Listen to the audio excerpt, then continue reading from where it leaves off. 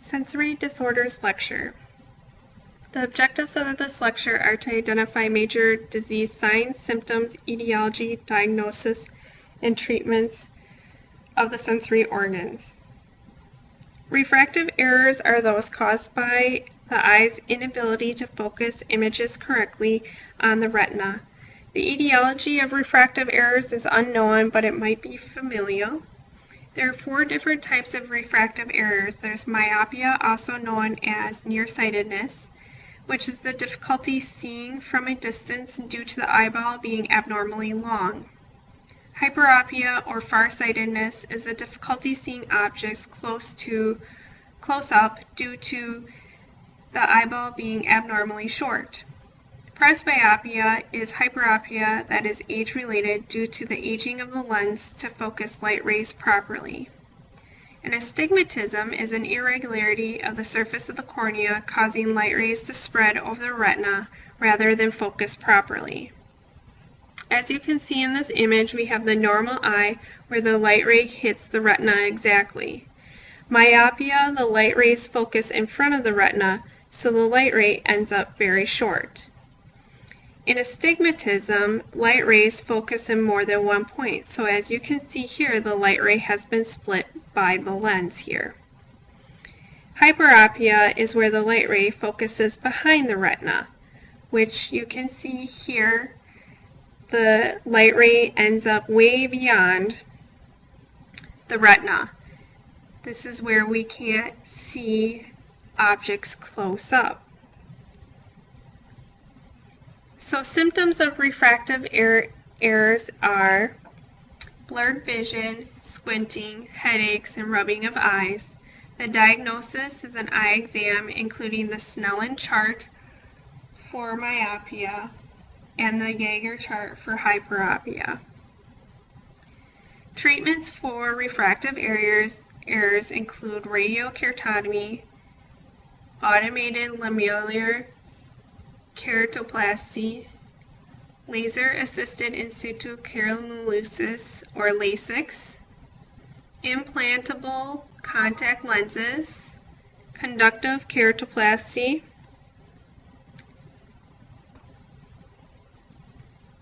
and monovision.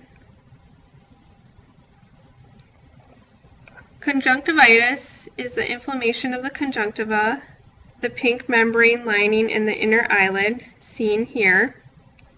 This is also called pink eye. The etiology is exposed to pathogenic microorganisms, such as bacteria or viruses, environmental exposure such as wind, sun, heat, and cold. Some symptoms are excessive tearing, itching, burning, pain, and pus. Diagnosis is generally by observation, and the treatment is antibiotic drops if it's a bacterial infection. If it's a viral infection, it is palliative treatment. Blepharitis is an inflammation of the edge of the eyelid, as seen here. The etiology most oftentimes is a bacterial infection or an allergic reaction to smoke, dust, or chemicals. The symptoms are itching, burning, and feeling of something in the eye. Eyelids appear red, swollen, and crusted. The diagnosis is by examination, and the treatment is antibiotics and allergy medications. Keratitis is the inflammation of the cornea. The etiology is infection of herpes simplex virus or allergies, or sometimes it can be caused by prolonged use of contact lenses. Symptoms are pain, photophobia, and excessive tearing. Diagnosis is a slit lamp examination, and treatment can be antibiotic ointment, analgesics, an eye patch, and refrain from wearing contact lenses. And as you can see in this episode of keratitis, you see a clouding of the lens,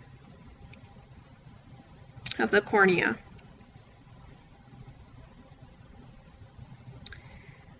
A stye is an inflammatory infection of the sebaceous gland of the eyelid at the base of the hair follicle or eyelash. As you can see here, we have a stye that is growing. Etiology is usually a staph infection, which is a bacterial infection. The symptoms are tender, painful red bumps at the base of the eyelash or inside the eyelid, and edema. Diagnosis is observation. Treatment is warm compresses. In chronic cases of topical or oral antibiotics may be needed. Cataracts are clouding of the lens. The etiology, they develop due to a change in metabolism and nutrition within the lens, commonly from aging. It's also caused by trauma, birth defects, or diabetes. Symptoms include decrease in visual acuity, blurred vision, or glare. The diagnosis is a slit lamp examination, and cataracts are often treated by extraction and replacement of the intraocular lens. So as you can see here, this person has the start of a clouding of the eye. Glaucoma is excessive pressure inside the eye from fluid inside the eye known as the aqueous humor, which is produced constantly by blood. It circulates through the eye and is reabsorbed into the bloodstream. So in order for aqueous humor not to build up, these pathways in here, which are very narrow, need to stay open, and the fluid needs to exit through this tiny little duct here. And sometimes what happens with glaucoma is either we have a blockage up against the lens, or this duct can also be blocked.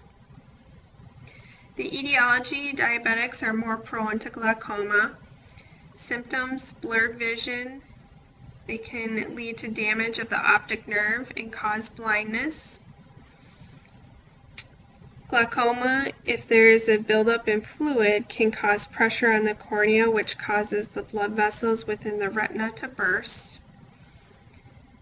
Diagnosis is done by tonometry.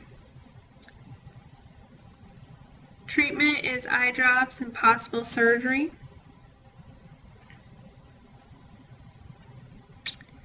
Nystagmus is a constant involuntary movement of the eye.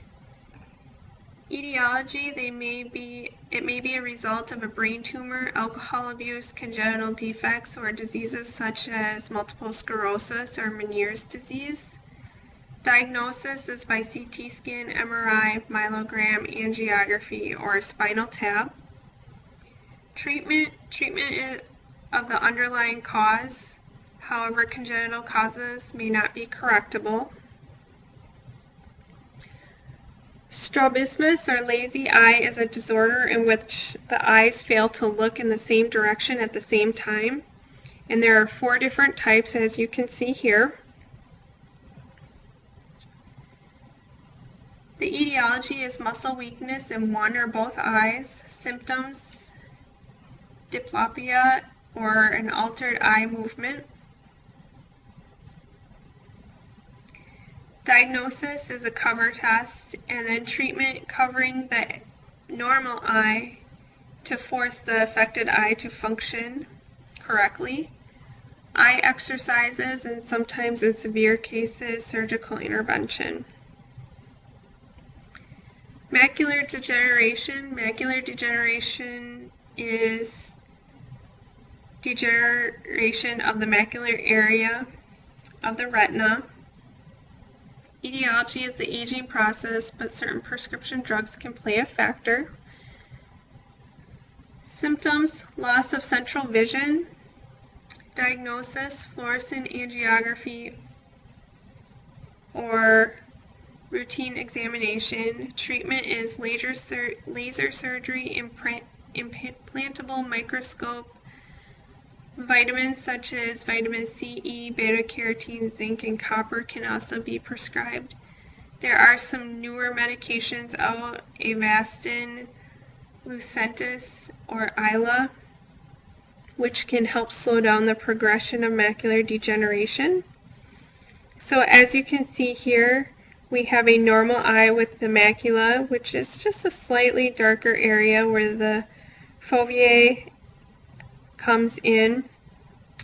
We also have the optic nerve over here, and we have normal vision over on the right hand side here. Macular degeneration, there can be subretinal hemorrhages which block the vision, atrophy, are drusens, which are little spotty-like lesions, which is the difference between wet macular degeneration and dry macular degeneration. Dry has these drusens, wet has the subretinal hemorrhages. And here you can see the central vision loss in somebody who has macular degeneration. There will be a big spot in the middle of the picture. Diabetic retinopathy is complications of diabetes and leads to blindness.